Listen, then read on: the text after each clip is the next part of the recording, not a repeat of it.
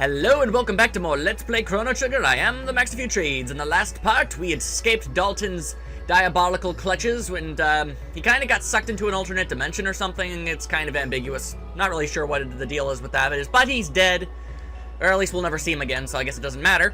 And also, Frog wreaked his long-awaited vengeance upon Magus and has avenged his long-dead friend. It's all awesome and good. And with Magnus's dying last words, he told us to find Gaspar, the Guru of Time, if we want to bring Crono back to life, so that's what we're going to do this time. And as we learned in Magus's backstory flashback, Gaspar is actually the old man we find at the end of time, so that makes things convenient for us. Also, the Epoch can fly now. That's awesome. What's that?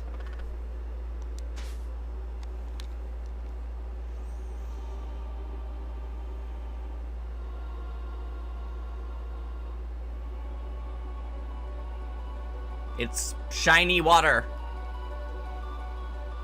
No, wait. It's something far more diabolical than that.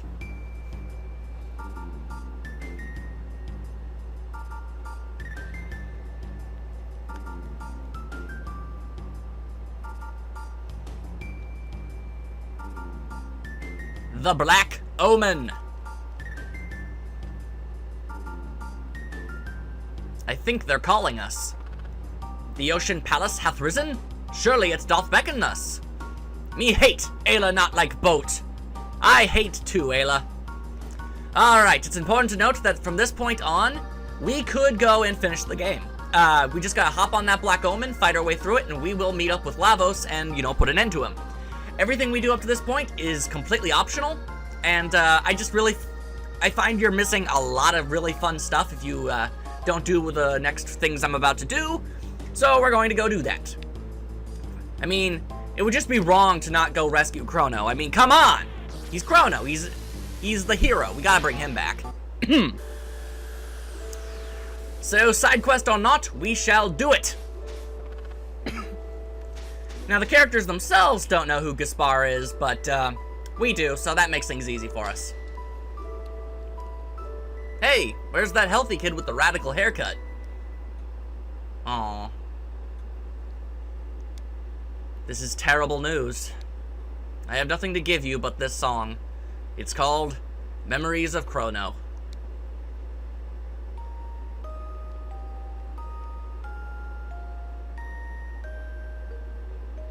Well, actually, this is Marley's theme song, but it's still very touching. Thank you. I wish I could lend a hand. We're looking for the Guru of Time. The Guru of Time, eh? Heard of him, of course, but what do you want with him? He knows how to bring Crono back.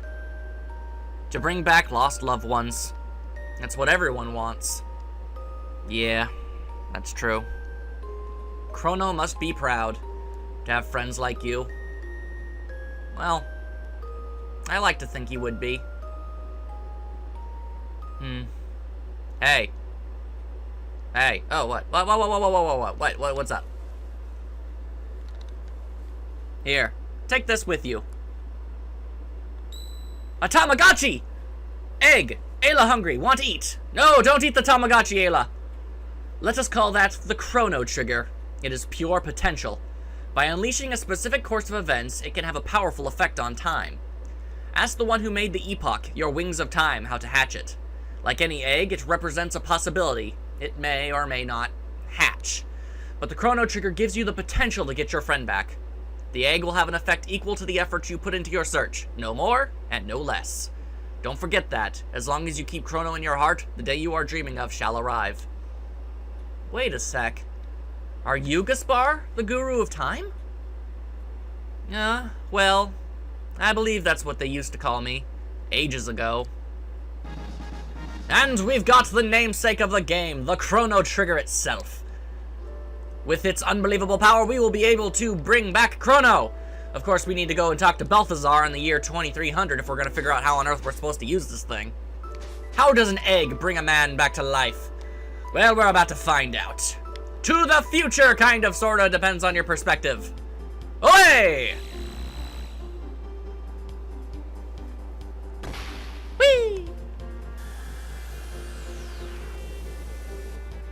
hey, the Black Omen is here too. That's right, the Black Omen actually shows up in every single time period except prehistoric days. And you can go in and fight it at any point you want. And most disturbingly of all, if you talk to people, they'll act as if it's been there for all of history. And that's really kind of creepy if you think about it for too long.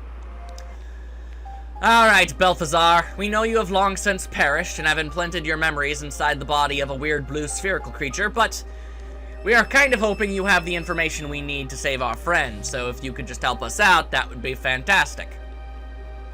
Gotta run, and grab this magic tab that I left behind. Very good, can always use more tabs. What do you know, good sir? On Death Peak, you will find the power to restore life. But to activate this power, the deceased must be important to the space-time continuum. And you must have a clone identical to that person. Only then can a Chrono Trigger work its magic. Without the clone, there's no point in going to Death Peak. Now scram! Well, that's rather hostile, but I do deeply enjoy the fact that in order to bring someone back to life, you actually have to go through a bunch of different loopholes, and for all intents and purposes, it's kind of should be impossible to do so. I mean, there's no real way to determine whether or not someone is important to the space-time continuum. That's very subjective. And secondly, having a clone of that person you want to bring back is also something you really shouldn't be able to do. But luckily, we live in an RPG universe where anything is possible. And to get that clone, we're gonna have to go to 1000 AD, the present itself. You see, you might remember, or maybe you don't, we'll see. At the very beginning of the game, Crono met Marley at the Millennial Fair, and there were all sorts of, you know, zany things that they could do, and all manner of mischief and fun. However, there is a specific activity that you would not expect to be all that important. As soon as I can figure out where on earth I am on this stinking map. Okay, there's the Black Omen again, don't care where. Okay, here we go. We have to go back to the Millennial Fair. There is a certain activity there that you wouldn't expect to be, you know, useful to you, but is in fact extraordinarily vital. You might remember me wandering into the cave or tent of mystery, as it were. If you talk to this fellow and give him like 40 silver points, which you can, you know, get by doing stuff, a duplicate of Crono will come out, and Crono can act, you know, has to mimic his movements by pressing specific buttons. If you do it successfully, you will get, you're allowed to keep the doll, and it will go into Crono's house. Now, you may also remember that during the first episode, I died during my first encounter, and I had to go through the entire beginning of the game all over again. Well, during that run-through, I actually did the minigame, and got that Crono doll that we need, completely forgetting that we needed it later in the game. You might feel kind of gypped that it didn't show that off, but don't worry. I'll be sure to show you off something even cooler once we've, you know, settled all of our matters. So we just gotta go to Crono's house. Hello, Mr. Fluffy Waffles, good to see you. And here's that Crono doll we need. But first... Oh, hello. Is Crono okay? He's okay. Fine, actually. I hope he's behaving. Tell him to be good, alright? Listen, yes, dear? We'll just borrow this doll, okay? Go right ahead, dear. Oh, that is very depressing. So very depressing. Got the clone. Stay out of trouble now. Stop being so loving and supportive. It's deeply disturbing. Well, not disturbing. It's just heartbreaking. Please stop. You can continue to be adorable and a good mother as soon as we bring Crono back to life. Alright.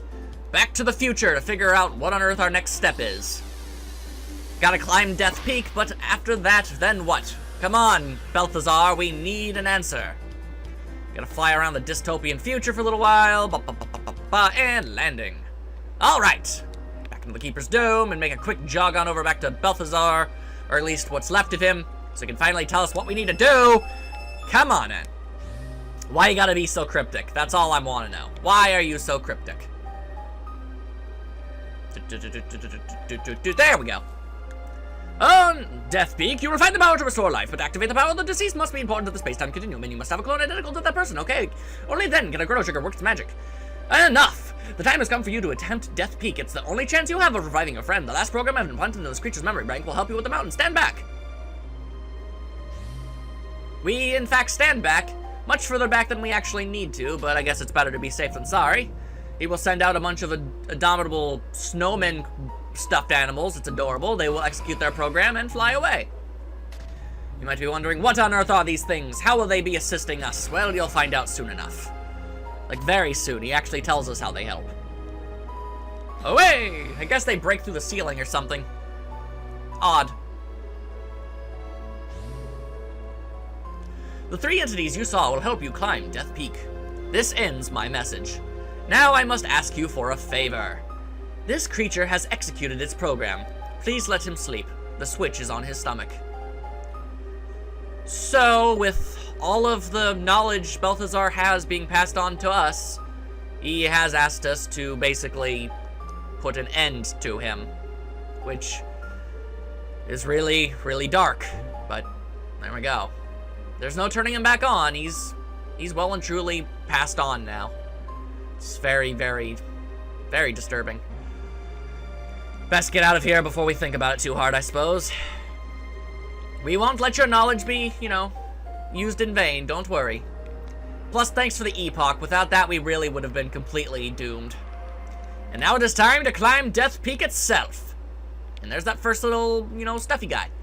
Walk when the wind dies and hide behind trees when it blows. While the wind is going really fast, it will push you off the mountain, so you gotta be real careful to only move when the wind is at its slowest. And hide behind trees when it blows away. If it blows you off, you have to start all over again, and I'd rather not have to do that if you catch my drift. See what I did there? Oh, it's kind of a pun, sort of, because it's a drift. Wind, it's funny. Alright, now the wind is still blowing, but don't worry. It's impossible to fall off now. Not sure why, but that's just how it is. We can ignore these goopy volleyballs, don't have to bother with them, but to the best of my knowledge, you can't avoid these guys, so let us do battle! Spike that volleyball goopy thing! And attack that thing also! Good job, Frog! Whoa, that's a lot of damage! Wow! Impressive! Go, Frog! Actually, I think we're gonna have to go back down, because there's something kind of nifty down there that it was just gonna bug me if I don't grab it, so maybe if we're super careful we can... Nope, we gotta fight them anyway. Okay! No avoiding the battle for us, I'm afraid. We're gonna have to fight these gooey volleyball creatures to the best of our ability. Luckily, they don't really pose too much of a threat. All they can really do is sort of chew on you and steal your health, which is annoying, but, you know, pretty easily manageable. Frog, attack that thing with all of your might. There we go. Wow, that's a lot of damage, Frog. Why are you so powerful? That's just crazy. Alright, now we can go and grab that thing. It's not all that great, but, you know, I'd just be bugged if I didn't, you know, go and grab it. The magic ring, it will give much more magical power to anybody who is wearing it, as you would probably expect. And, oh, actually, hang on. Can I keep going that way? No, I can't go that way. Continuing on. More goopy volleyball things, fine. And they've enlisted the help of a skeleton with a scythe. Because apparently that's just something that exists. Go fig. Ghosts. They are very real things in this universe. And you chewed on Ayla. That is very cruel of you. I don't care for that. And Frog just keeps doing critical hits. He's just dealing out the damage. It's very impressive. It's nice to have you on the team.